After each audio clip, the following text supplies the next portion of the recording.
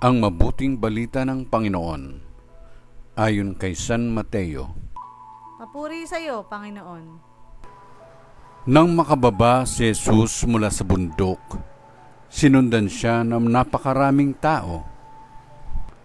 Lumapit sa kanya ang isang kitungin at lumuhod sa harapan niya. Ginoo, ang wika niya, kung ibig po ninyo, ako'y inyong mapagagaling. Hinipo siya ni Jesus at sinabi, ibig ko gumaling ka. At pagdakay nawala ang kanyang ketong. Huwag mo itong sasabihin kanino man, bilin ni Jesus. Pumunta ka't pasuri sa saserdote. Pagkatapos, maghandog ka ng haing iniuutos ni Moises bilang patotoo sa mga tao na magaling ka na. Ang mabuting balita ng Panginoon. Pinupuri ka namin, Panginoong Jesucristo.